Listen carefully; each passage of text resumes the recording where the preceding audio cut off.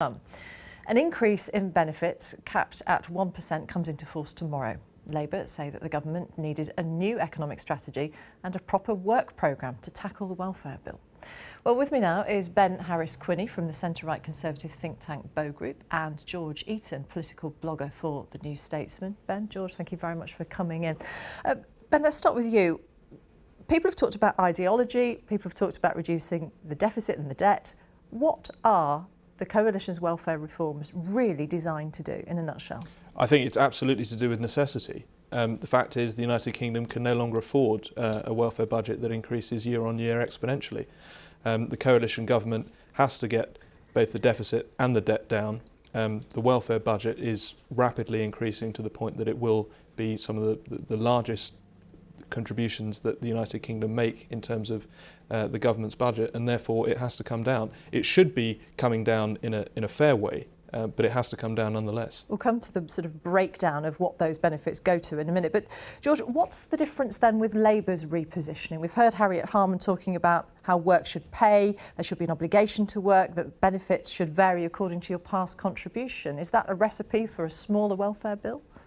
Not necessarily, and they keep talking about the contributory principle, so the idea you pay in and you get more out, but that could prove very expensive, of course, if it means people claim higher benefits because they've paid more in. But the point they are making, which I think is right, is that the best way to get the benefits bill down is to get people back into work, and that's why they're talking about a compulsory jobs guarantee.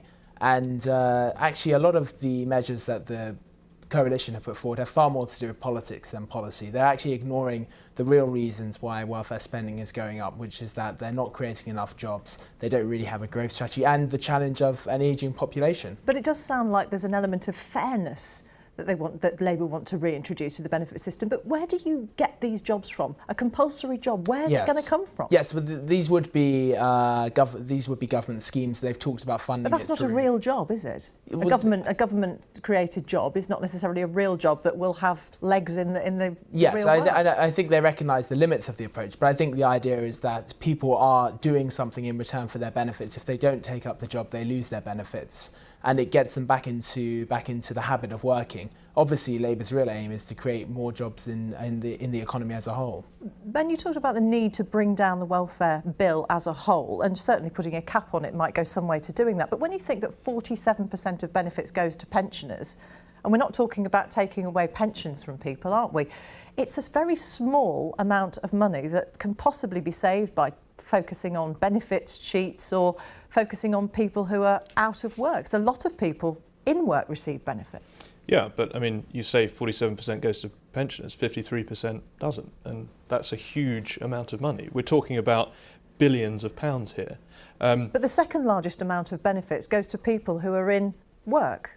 Yeah, and I think that a universal approach, i.e. the universal credit system, is the right way to approach that, to have a scalable system that sees people get back into work but realises that in the process to getting back into work, support is required. So I think it's perfectly acceptable. But as that approach, I think, is more focused on getting people back into work and less focused on the dependency culture, that budget will also come down. Wouldn't it be a good idea then to insist that companies pay people a living wage rather than the minimum wage? And that would mean that us as taxpayers, we as taxpayers, can stop subsidising companies which just pay minimum wages that aren't enough for people to live on. Well, you can approach this from a variety of angles. I think there's great dangers in setting an arbitrary wage threshold. Well, a living wage isn't an arbitrary wage. Well, yeah, but apart from the fact that you've got to take into account what companies can afford that, and some companies just might not be able to afford that. But I think the point is that, as you rightly assess, the cost of living is incredibly high in the United Kingdom. People from all walks of life, whether they're in work, part-time work or not in work at all, are really struggling with that. And you've got to approach that problem from a variety of angles. I think there's a number of things that need to be done. We need more housing, cheaper housing in the United Kingdom. We need greater definition in terms of our welfare budget, in the case of pensions, in the case of part-time workers, in the case of full-time workers, and universal credit doesn't completely take that into account. So that's an important area that needs to focus on. But it needs to be a holistic approach rather than just saying companies need to pay more. Isn't it true, though, George, that clearly from what a lot of the leading Labour politicians have been saying in the last few days, as critical as they are of what the coalition is trying to do, they recognise that reform of the welfare system plays well with the electorate. A poll in The Sun today said 60% of respondents thought that the benefit system was too generous. There is politics in here for the Labour Party too. Yes, absolutely. It's an incredibly difficult issue for them because they can give people the stats, and only 0.7% of welfare spending goes on fraud.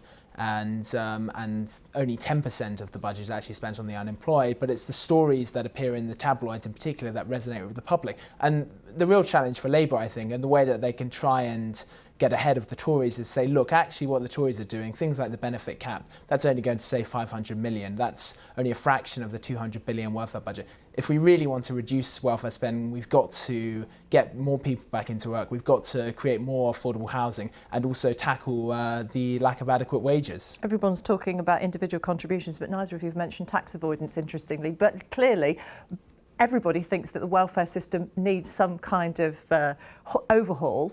Why not do the mature thing and do us all a favour and work together to something that's actually going to, let me put this to George first, work together on this? Yes, I think a consensus on especially in the case of any ageing population is important. But I think the issue has become so politicised, particularly by George Osborne, that I don't think there's much chance of that. And this is something that he's using for political advantage rather than for what's actually in the best interests of the country. Ed Balls isn't really letting him get away with too much. But Ben, one final word? Well, I think it's what's fascinating about today and in the last few days in terms of Liam Byrne's statements and the movement in Labour policy is that clearly there is a U-turn. There's a very much a feeling, I think, in both main parties and in the country as a whole that there needs to be change on welfare, there needs to be reform. And that's a decent place to start with a compromise. We could talk all evening, but Ben Harris-Quinney from the Bow Group and George Eaton from the New Statesman, thank you both for coming in. Thanks.